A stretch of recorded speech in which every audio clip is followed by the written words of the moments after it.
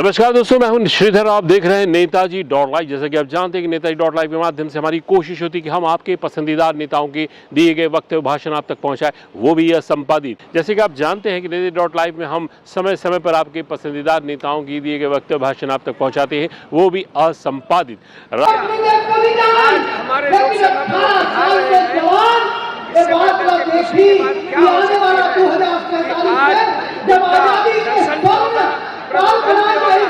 हम सब उनको देख सकेंगे, सुन सकेंगे।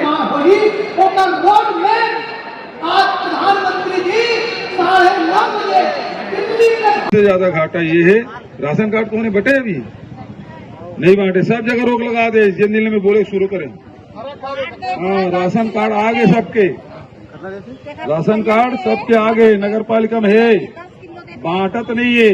काबर लिखा है कि एक प्रति व्यक्ति 5 किलो मिली है ना, एक व्यक्ति 5 किलो, 2 व्यक्ति 10 किलो, 3 है 15 किलो। हमारे सरकारी तो 35 किलो मिले थे, 3 भी दी है ना। अब ये बताओ, वो 1000 रुपया दी और 20 किलो ला नंगा ली, नमक ला छीन ली, तो फिर बराबर हो गया। अभी बिजली झटका चला थे, बिजली कटौती चला नहीं। भूपेश जी अगर कहते हैं कि आज सोमवार है तो जरूर मान लेना कि आज रविवार है, क्योंकि वो कभी सच बोलते ही नहीं है। उन्होंने गंगा जल छूकर कहा था शराबबंदी बंद करेंगे और शराब की नदियां बहा दी। उन्होंने महादेव ऐप का करप्शन किया, झूठ उद्योग खोलने की बात की थी, नहीं खोला। माताओं बहनों को प्रति माह 5000 रुपया देने का वादा किया था, नहीं दिया। खैरागढ़ संगीत विश्वविद्यालय को वो रायपुर शिफ्ट कराना चाहते थे, भारतीय जनता पार्टी ने उसको खैरागढ़ में ही रखने का निर्णय किया और अब इसको और आधुनिक बनाने हम जाएंगे। भाजपा का संकल्प पत्र झूठ का पुलिंदा है। किस नैतिकता के आधार पर भारतीय जनता पार्टी घोषणा पत्र जारी कर रहा है, ये पहले बताए। 2014 का घोषणा पत्र को उन्होंने जुमला बता दिया। 2019 का घोषणा पत्र का अभी तक कुछ नहीं हुआ। मतलब कुल मिला के 2014 और 19 के घोषणा पत्रों का उन्होंने सीधे सीधे जुमला और झूठे वादे उन्होंने करार दिया। महंगाई कम हुआ नहीं, बेरोजगारी कम हुआ नहीं, युवाओं को नौकरी मिला नहीं। तो आखिर किस मुद्दों को लेकर भारतीय जनता पार्टी जनता के बीच में जाएगी?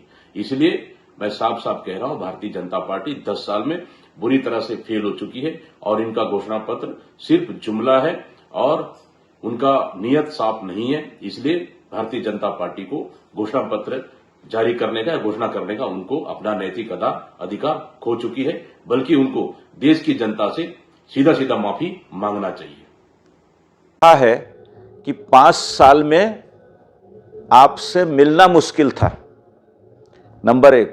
दूसरा, चुनाव हारे उसके कारण की समीक्षा किए करके आप बताते हैं, लेकिन किस जगह बैठकर किए?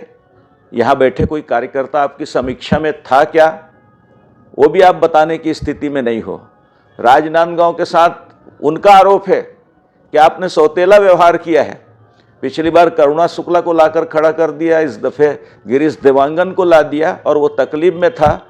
जिला पंचायत का निर्वाचित उपाध्यक्ष था, पंचायती राज से जुड़ा हुआ था, तो उसने तो अपने दर्द को बाहर निकालते हुए ये भी कहा कि दाऊ जी, अगर आपको आगे भविष्य में पंच, सरपंच या उसके किसी चुनाव के लिए बाहर से कैंडिडेट लाना हो तो बता देना, हम लोग इसके लिए तैयार हैं। मतलब यहाँ पर कि जनता और यहाँ पर कांग्रेस के कार्यकर्ता या उनके समर्थकों के ऊपर ही भूपेश बघेल को भरोसा नहीं था कि हम यहाँ के किसी छोटे कार्यकर्ता को, जो वर्षों से कांग्रेस का है, कांग्रेस के लिए काम कर रहा है, उसमें से किसी को खड़े करके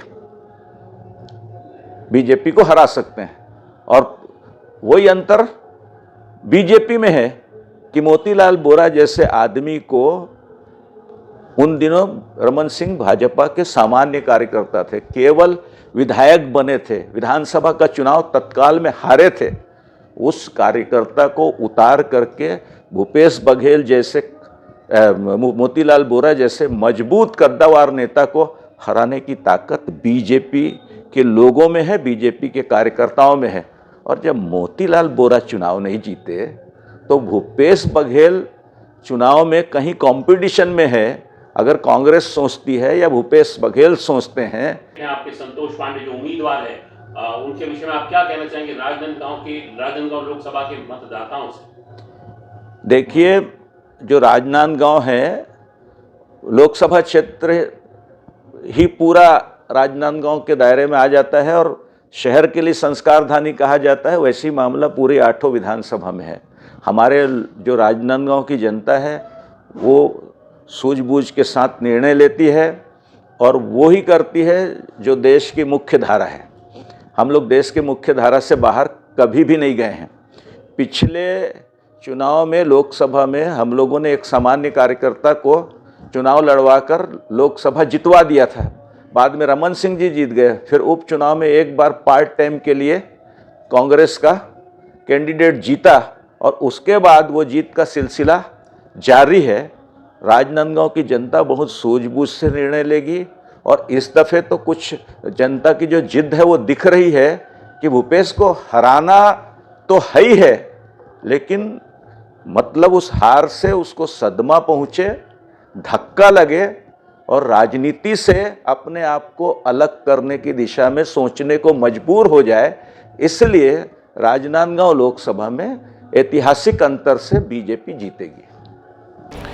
राजनांदगांव में आने वाले लोकसभा चुनाव में दिलचस्पी इसलिए दिन प्रतिदिन बढ़ रही है क्योंकि यहाँ पर छत्तीसगढ़ के पूर्व मुख्यमंत्री कका यानी कि भूपेश बघेल फिर से दावेदारी कर रहे हैं। उन्होंने नामांकन भरा है और उनके सामने भारतीय जनता पार्टी के संतोष पांडे जो सिटिंग एमपी है यहाँ से, उन्हें ही भारतीय जनता पार्टी ने फिर से विश्वास उन पे जताया है। और भूपेश बघेल ने आखिर ये सीट क्यों चुनी है? भूपेश बघेल ने ये सीट इसलिए चुनी है क्योंकि ये सीट शायद उन्हें ज़्यादा सुरक्षित लगी है।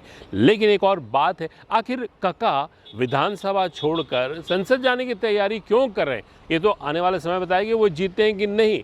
लेकिन उनकी टक्कर में संतोष पांडे सिटिंग एमपी हैं और उनका कहना भी आपने अभी अभी देखा क्या कह रहे थे।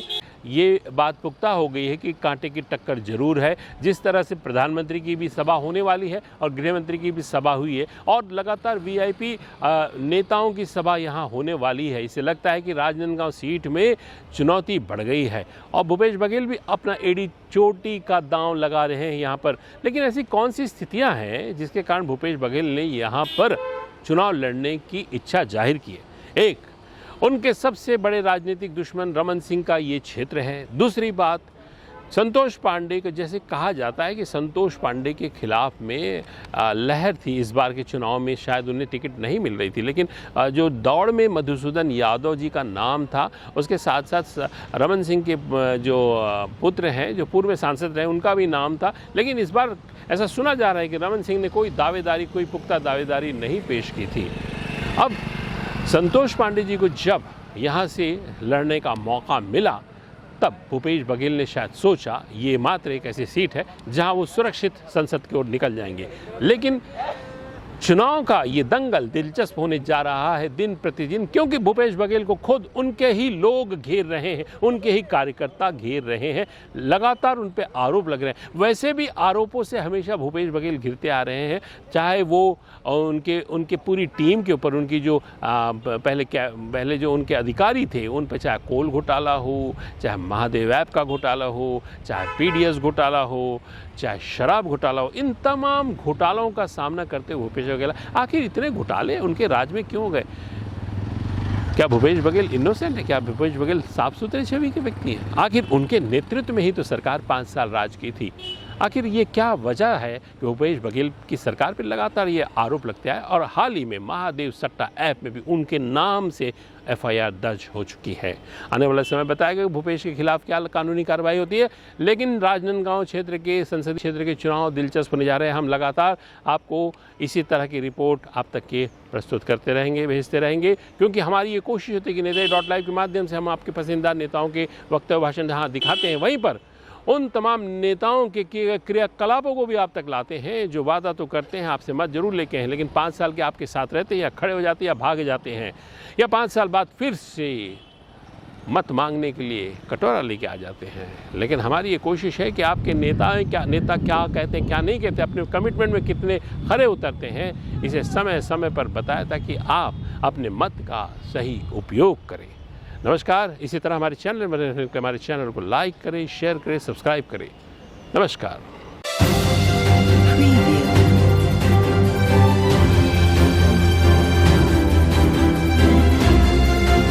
नेताजी.live के प्रायोजक है Satyadeep diagnostic and clinic, Supela, Bhilai.